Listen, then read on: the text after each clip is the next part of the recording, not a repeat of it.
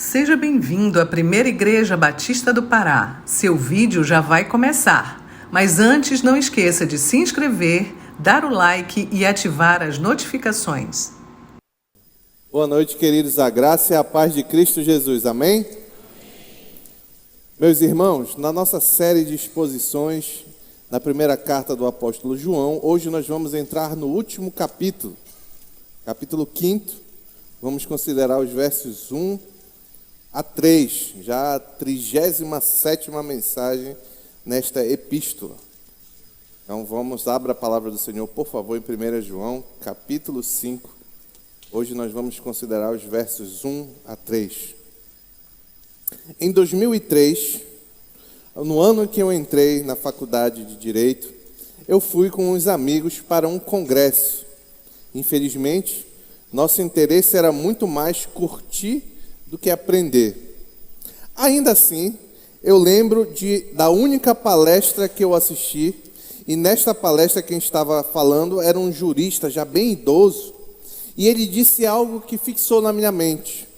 Ele disse assim, abre aspas, aprendam a usar o cadê.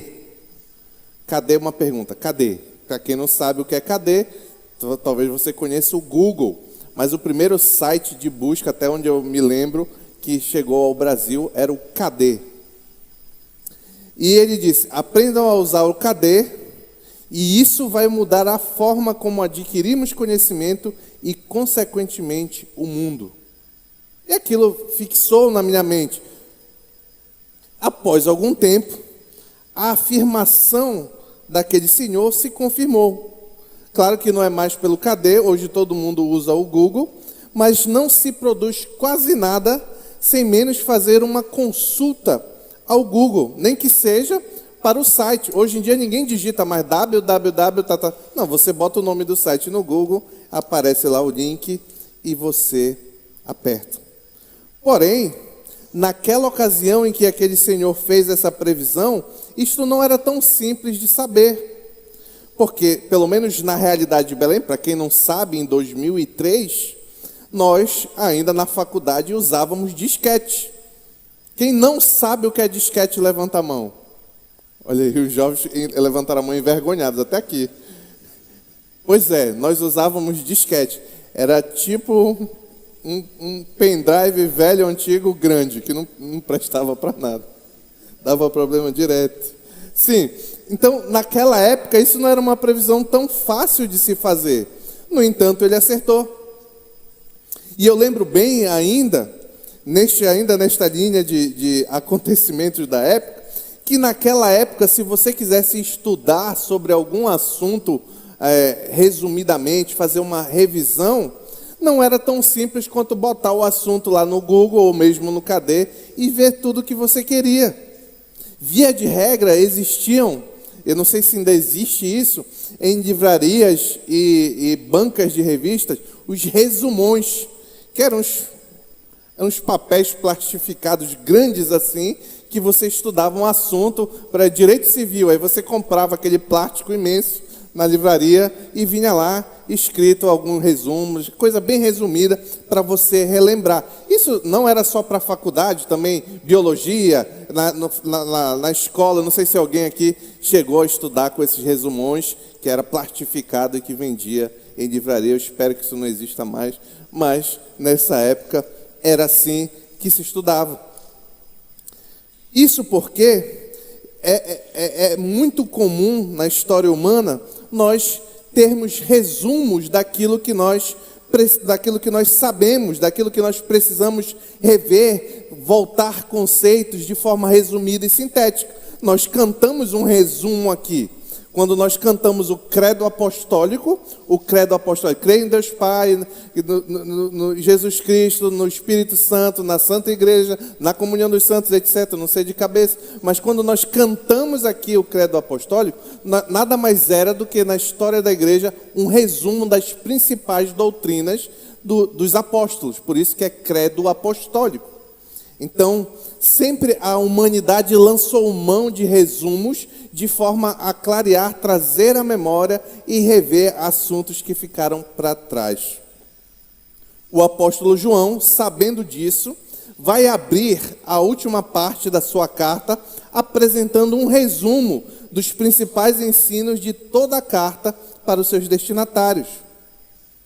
Se pudéssemos ter um buscador na época de João e colocássemos assim: como saber quem é um verdadeiro crente? Certamente a carta de João apareceria entre os primeiros tópicos, destacando especialmente 3 palavras: fé, amor e obediência.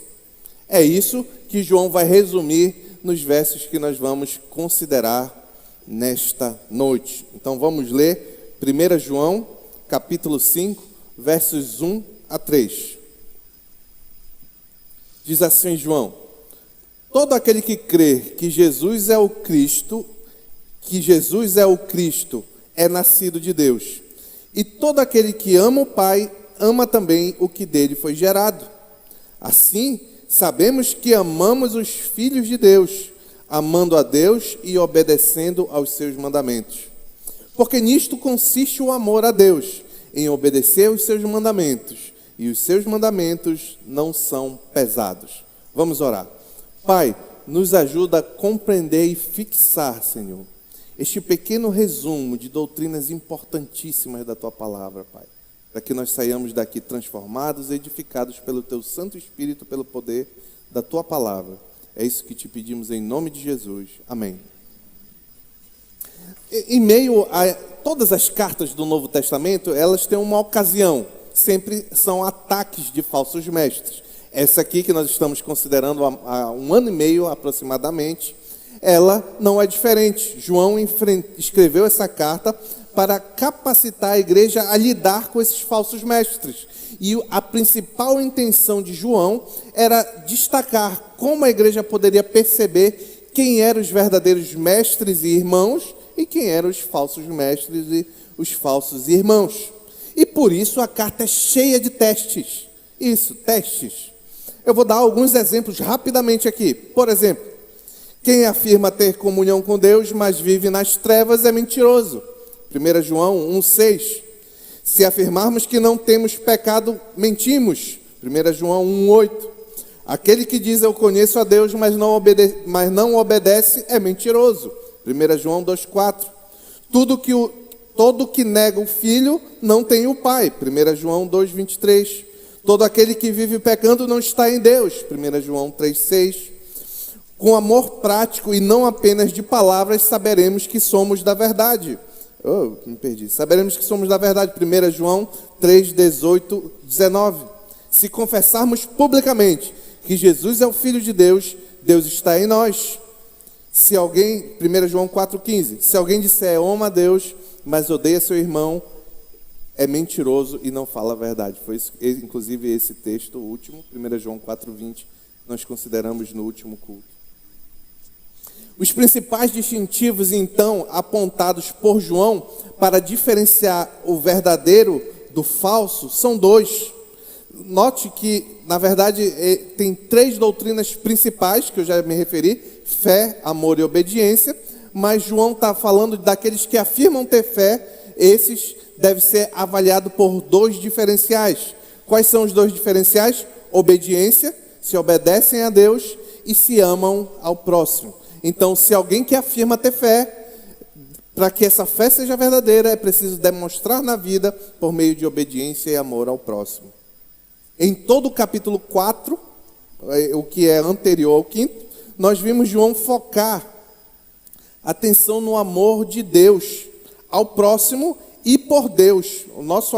O amor de Deus por nós, o nosso amor pelo próximo e o nosso amor para com Deus. Pois Deus é amor e é Ele quem toma a iniciativa de nos amar.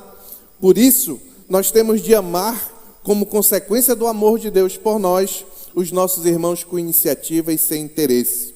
Aprendemos também no capítulo 4 que todo que confessa que Jesus é o Filho de Deus e ama seu irmão, permanece em Deus e Deus nele. Só um minuto aqui, por favor.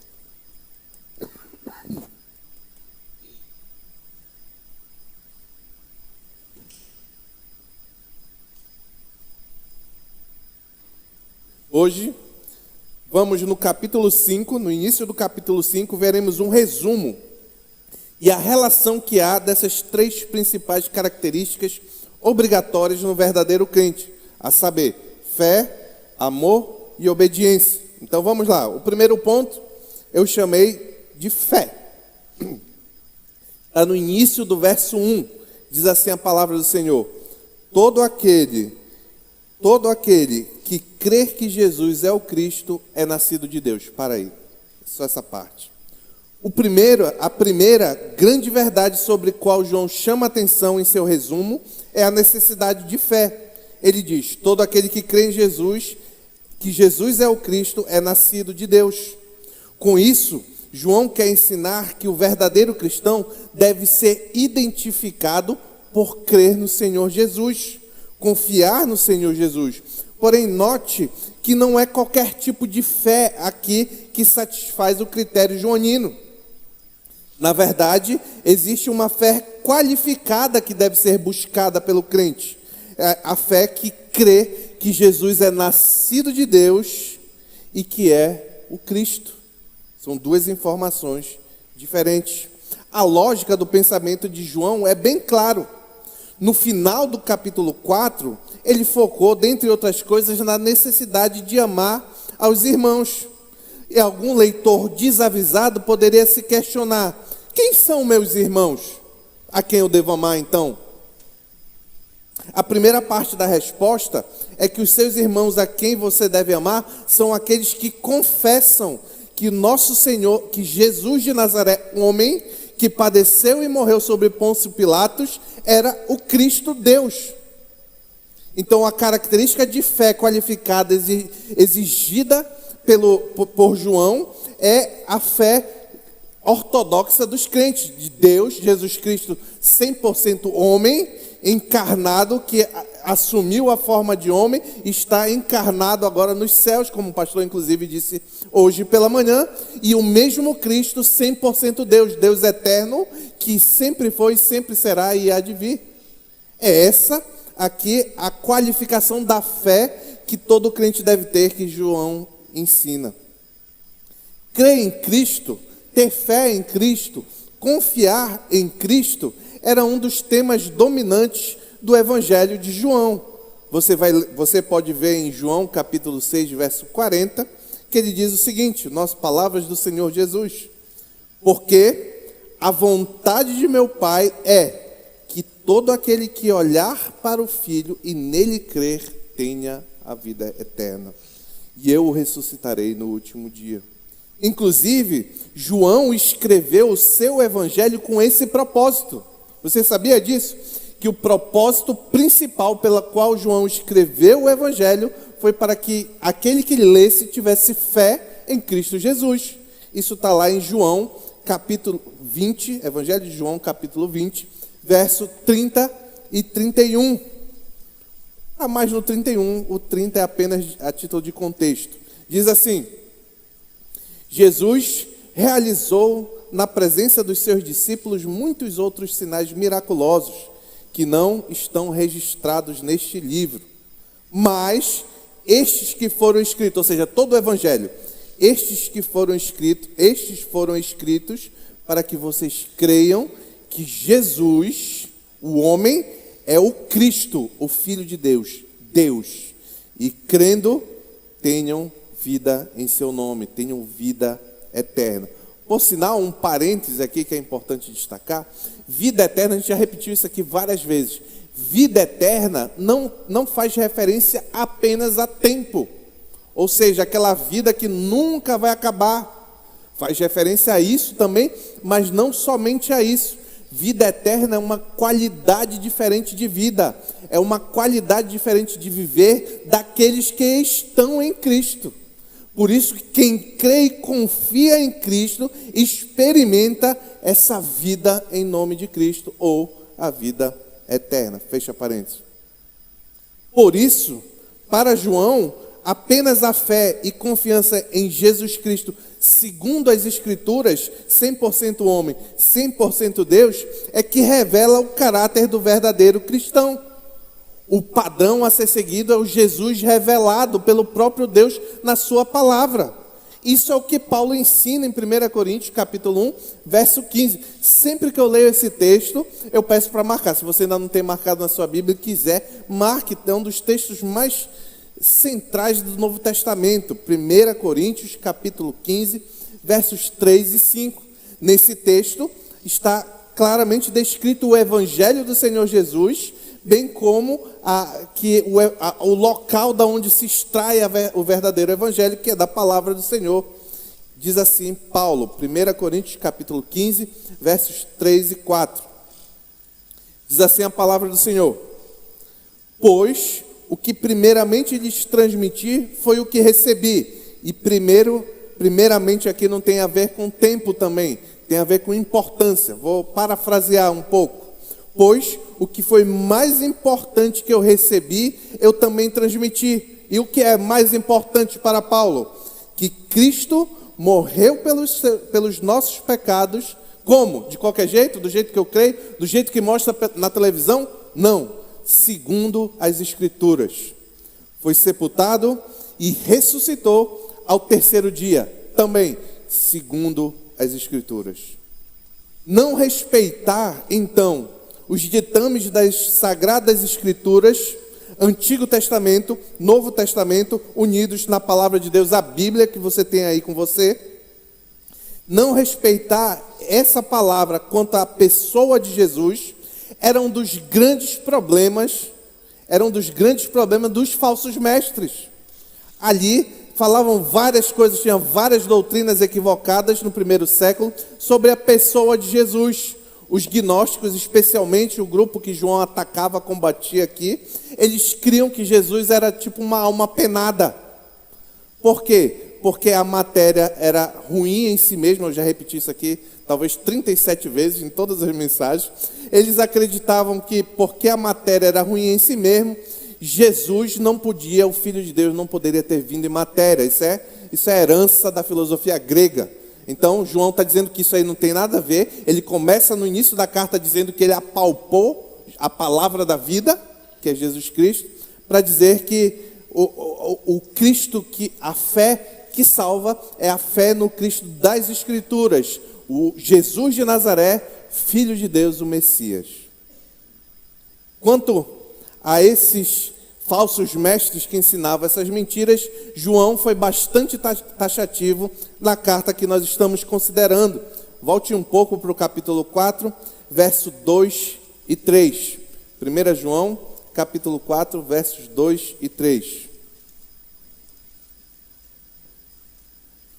Olha esse texto, eu vou fazer alguns comentários aqui para relembrar os irmãos aqui do que João está se referindo, tá?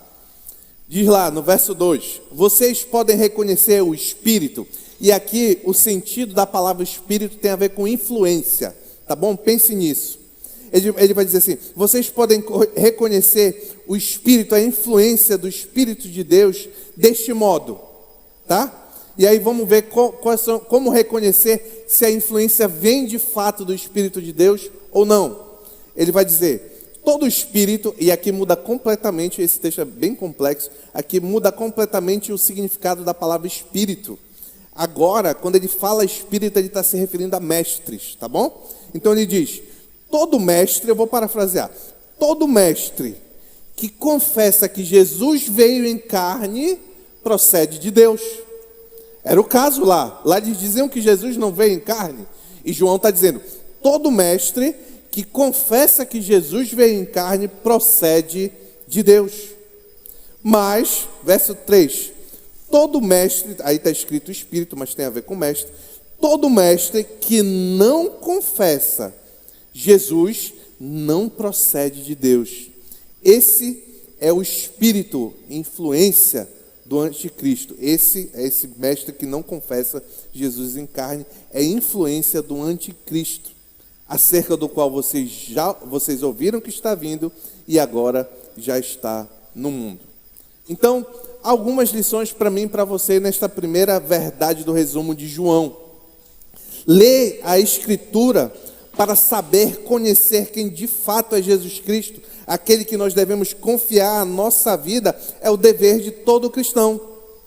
Você precisa conhecer a Cristo e ter fé no Cristo das Escrituras, para que então você seja nascido de Deus. Fé no verdadeiro Evangelho. Não creia em todo tipo de Jesus que você ouve falar por aí. Jesus meio hippie, Jesus que ama todos, e tudo e todos sem critério nenhum. Jesus que não se ira contra o pecado. Jesus LGBTQI, não sei das quantas a mais. Jesus que defende que qualquer forma de amor vale a pena. O problema de crer nesses outros, aspas, Jesus, é que esse Jesus não tem poder para nada.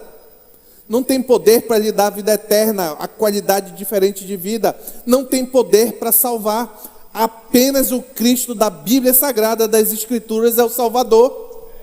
Apenas o Cristo revelado por Deus aos homens é o único e suficiente Salvador. Não há outro meio por entre os homens pelo qual importa que sejamos salvos, a não ser Jesus Cristo.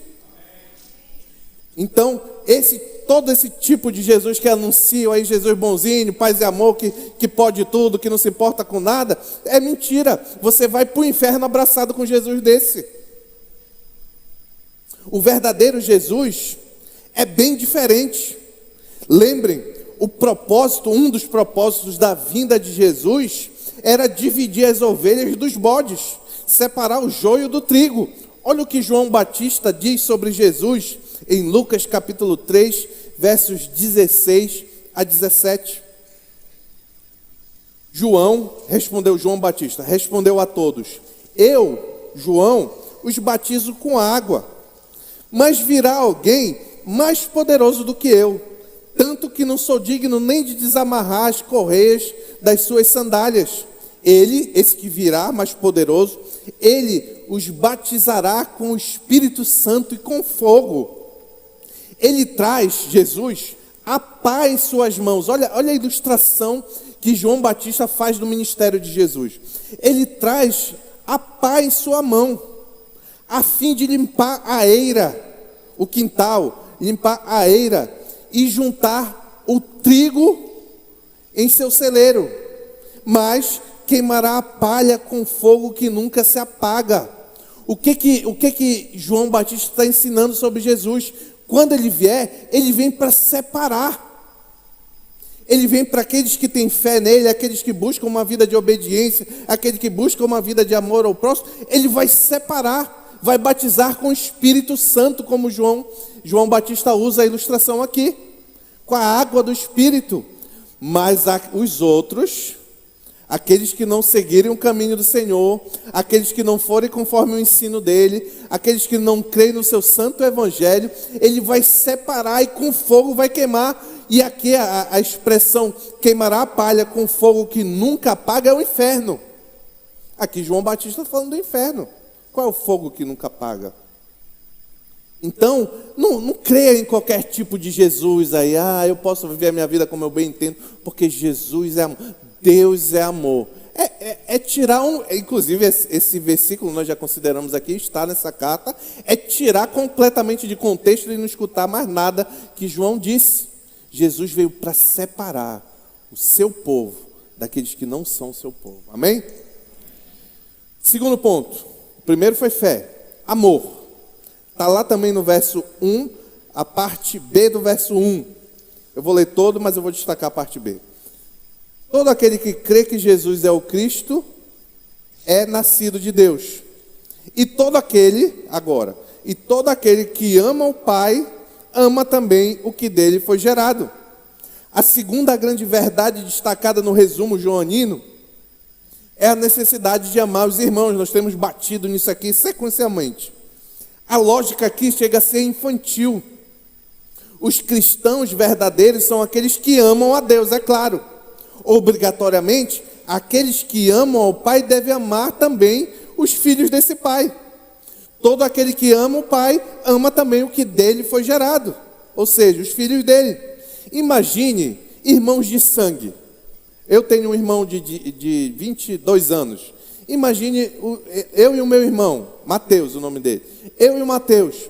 Se eu tivesse uma relação de ódio, de afastamento, que eu não fosse presente, amigo, companheiro disposto a ajudar meu irmão, eu imagino que essa seria a maior tristeza para minha mãe. E é só você pensar, você que tem mais de um filho, quando há inimizade entre os filhos, é uma tristeza tremenda para os pais. Talvez uma das maiores tristezas que um pai pode experimentar. Com Deus não é diferente. Com Deus não é diferente. Se Ele entregou seu filho Jesus para adotar todo o seu povo como filho, Ele quer que uns amem os outros. Uns amem os outros. Aqueles que foram gerados por Deus ou regenerados, estão sendo trabalhados para serem cada vez mais parecidos com Jesus, cada vez mais parecidos com Deus, a imagem e semelhança de Deus. Assim, aquele que ama o Pai, logicamente deve amar aqueles que são a imagem do Pai, senão não tem nenhum sentido. João Calvino colocou isso aqui de forma muito clara. Ele disse assim, abre aspas, tendo em vista que Deus nos regenera pela fé, Ele deve necessariamente, Deus, ser amado por nós como um pai, vírgula, e esse amor, o amor para com Deus como um pai, inclui o amor de todos os seus filhos, ou seja, aqui fecha parênteses, já sou eu, os nossos irmãos. Na família de Deus, a fé em Deus e o amor para com Deus e com os seus filhos é completamente integrada e indivisível. Aqui algumas breves lições para nós então, Igreja de Cristo, aqueles que foram adotados em Cristo Jesus, filhos de Deus. Uma mentira muito grande, não estava aqui, mas eu vou colocar, uma mentira muito grande, que é alardeada e à torta e à direita, é que todo mundo nasce filho de Deus. Inclusive tem até uma musiquinha que essas coisas de infantil canta, que todo mundo é filho de Deus. Isso é uma mentira, não tem nada a ver com a Bíblia isso aí. Não tem nada a ver com a palavra de Deus. O mundo, a Bíblia nos ensina que o homem natural, na verdade, ele nasce como filho da ira de Deus. E então em Cristo Jesus, quando você crê no Evangelho de Cristo, se arrepende dos seus pecados e muda, como consequência do trabalhar, lavar, regenerador do Espírito Santo, então você vai mudando de vida e tudo mais, e você agora é um crente. É claro, a obra de Deus, quando Ele transforma o seu coração, o resto é consequência. Mas o ponto é que só esses que foram regenerados pelo Espírito Santo de Deus, é que são filhos de Deus. Só esses. Os outros não são. Por isso, nós na igreja não podemos viver, já que somos todos filhos de um mesmo Pai, viver em contendas, fofocas, maledicências entre irmãos. Fazer isso é ignorar a preciosidade da igreja diante de Deus. Paulo vai dizer lá em 1 Coríntios que aquela igreja que era terrível era a igreja de Deus. E Deus, para ter essa igreja, essa propriedade exclusiva dele, Ele comprou, como nós cantamos aqui, pelo preço de Cristo, pelo preço do sacrifício do Filho unigênito na cruz do Calvário. Então, por causa disso, por causa desse valor que Deus deu para ter a igreja significa que a igreja é muito preciosa para Deus. Quando eu ou você somos instrumentos de briga, de intriga, de fofoca, murmuração, está falando mal um do outro, nós estamos desconsiderando todas essas verdades bíblicas. Nós estamos indo ao contrário do objetivo pelo qual Deus nos separou como igreja, completamente oposto. Esse é o comportamento do mundo. Não deve ser o nosso comportamento aqui na igreja. A causa última do amor entre os irmãos não é a minha qualidade ou a sua. Você não deve amar seu irmão só se ele for bacana, se ele for legal, se ele for simpático. Porque não é a causa última do amor. A causa última está no fato de que eles foram separados por Deus, amados por Deus, regenerados em Cristo Jesus, como você. Essa é a causa última. No final do verso, espera aí que aconteceu um probleminha aqui. Só um minuto aqui. Tá. Sumiu uma parte aqui, mas a gente vai adiante. Vamos lá. O terceiro ponto, o primeiro foi fé, o segundo foi amor, e o terceiro é obediência. Isso vai estar lá no verso 2. Vamos ler novamente o verso 2. Ele diz assim: assim sabemos que amamos os filhos de Deus. Como? Como saber se nós estamos amando os filhos de Deus? Está aqui. Amando a Deus e obedecendo aos seus mandamentos. Porque nisto consiste o amor. E ele vai explicar. Nisto consiste o amor, em obedecer aos seus mandamentos. E os seus mandamentos não são pesados. A terceira verdade que João quer destacar aqui é que quem ama a Deus é aquele que obedece aos seus mandamentos. Você não pode afirmar, João chama de mentiroso aquele que diz: eu amo a Deus, mas não obedece os seus mandamentos. Aquele que afirma que está na luz, mas anda nas trevas, não conhece a luz. Esse é o raciocínio de João. Por isso, João quer ensinar como de fato nós demonstramos o nosso amor para com Deus. E esse amor é feito por meio da obediência à palavra do Senhor. Então, deixa eu dizer uma coisa para você. Se você diz assim: eu amo a Deus, mas você não anda numa vida que busca santidade, se você não anda numa vida de luta contra o pecado, se você não anda em uma vida em que você busca, mesmo com toda dificuldade, eu sei que muitas vezes é difícil, você não busca amar os seus irmãos, pois a sua palavra, a sua afirmação é falsa. Assim como a minha. Amar a Deus é a mesma coisa que obedecer a Deus. Não há como diferenciar. O amor para com Deus, segundo João, não é um sentimento, mas é uma submissão, o amor para com Deus. Essa é a ideia do texto joanino. Amando a Deus, quando nós amamos a Deus verdadeiramente, nós nos submetemos aos seus mandamentos. E João vai dizer que esses mandamentos não são pesados. Está aí no final do verso 3. Esses mandamentos não são pesados. E aqui João diz isso porque ele antecipa a reação de alguns dos seus leitores sobre: mas João, é muito difícil amar assim a Deus, é muito difícil obedecer os mandamentos do Senhor, como se fosse algo muito pesado, uma causa de sofrimento. Mas a lógica de João aqui, meus irmãos, é bem simples também. Na medida que eu amo a Deus, é mais leve cumprir seus mandamentos. Quem ama verdadeiramente a Deus, e cada vez que ama mais a Deus, esse que ama se sente satisfeito em agradar ao seu Deus que tanto ama. É a lógica de João. Quem é que não gosta de fazer a vontade da pessoa amada? Se você ama muito a sua mãe, se você ama muito a sua esposa, se você ama muito o seu irmão, você não quer fazer a vontade, você não quer agradar? E agradar a pessoa que você ama é penoso? É difícil? Não. O problema é que muitas vezes nós temos que quebrar a nossa vontade para fazer a vontade de Deus. E aí começa a ficar difícil. Mas João está dizendo que aqueles que amam de verdade terão prazer em quebrar a própria vontade e então amar a Deus. É isso que João está ensinando. E esse é o ensino de toda a Escritura, meu irmão. Não se engane, não é nenhuma novidade de João. Olha o que o salmista diz em Salmo 119, verso 97 e 103 e 104. Eu vou ler o 97 e depois vou pular para o 103. Salmo 119, verso 97. Ele diz: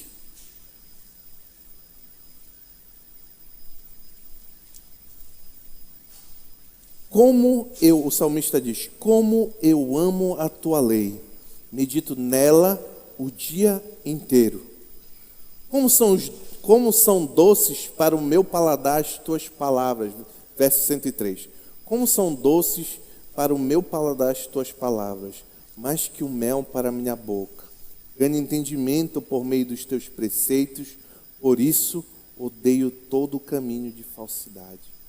A ideia do salmista aqui é que ele ama tanto a palavra de Deus que cada vez ele ama tanto a Deus, ama tanto os preceitos, a lei de Deus, que cada vez que ele cumpre é prazeroso, é como um mel doce na boca. Com isso, há algumas lições para mim e para você. Primeiro, amar a Deus e obedecer a Deus é a mesma coisa, não há distinção. Lembrem-se do sentimento bom de quando você consegue, se você é um crente em Cristo Jesus, quando você consegue vencer a tentação ou um pecado. Ah, meus irmãos, eu sou pecador como todo mundo, como todos nós, e quando eu consigo, eu luto contra um pecado, e quando eu consigo vencer aquilo me alegra. Essa é a ideia que João está ensinando e que o salmista ensinou aqui. Quando você está lutando contra o pecado, quando você vence você consegue obedecer onde outrora você não conseguia a Deus, isso aí deve ser fonte de regozijo para você. Isso representa que você de fato ama a Deus. Outra verdade, os mandamentos do Senhor, a vontade de Deus a ser obedecida no nosso tempo, está revelada na palavra de Deus, na Bíblia Sagrada.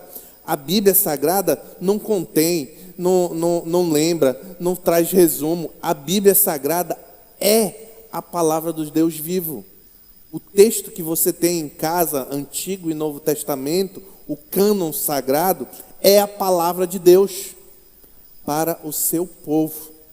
Por isso, o crente que deve ser obediente se ama a Deus, não pode apoiar aquilo que é contra a Bíblia. Por exemplo, aborto, casamento gay, feminismo, ideologia de gênero, pedofilia, sexo fora e antes do casamento, julgo desigual, pornografia, mentiras, fofocas, maledicência, murmuração, desobediência, etc. Porque tudo isso, quem pratica essas coisas representa que de fato não ama a Deus. Não adianta de nada você dizer eu amo a Deus e apoiar esse tipo de coisa. Porque este é o ensino de Deus para você. Este é o ensino de Deus para o seu povo. Foi Deus que escreveu a Bíblia. E essas coisas aqui, se você conhece minimamente a Bíblia, você sabe que ela diz que todas essas são pecados. Pecado é não fazer a vontade de Deus, é o contrário de amar a Deus.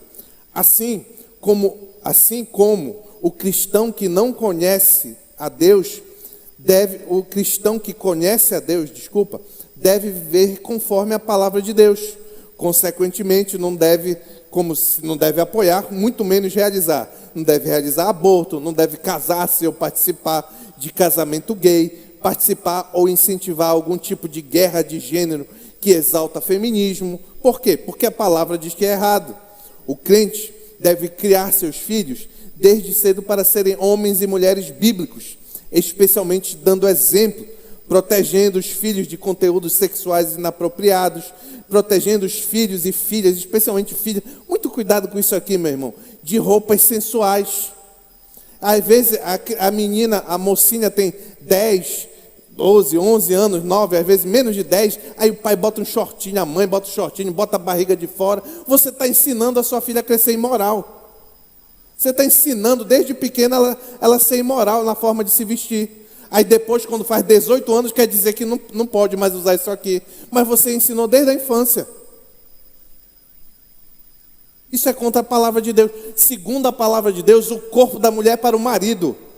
E o corpo do marido é para a mulher.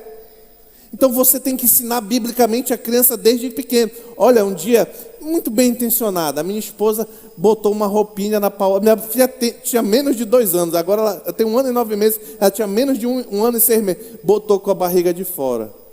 Aí, ela é o bebezinho. Eu disse assim, meu amor, deixa eu lhe dizer uma coisa. Eu prefiro que a Paola, se precisar, ela fique só de fralda, como um bebezinho mesmo, do que andar com roupa barriga de fora.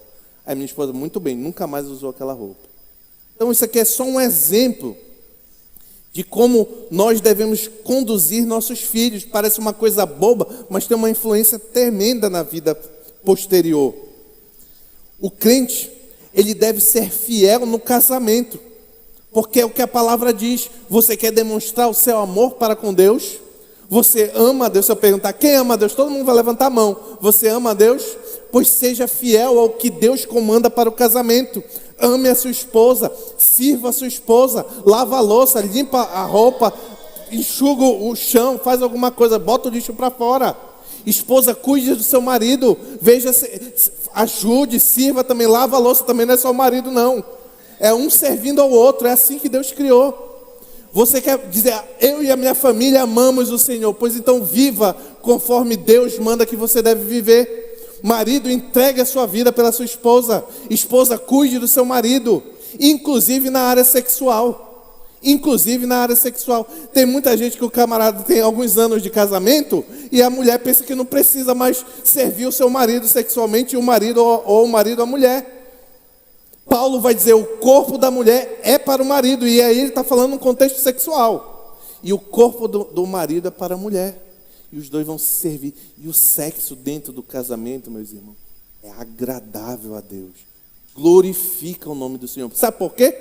Porque é obediência. Deus fez o sexo para ser aproveitado exclusivamente dentro do casamento. Outras aplicações do crente que ama a Deus.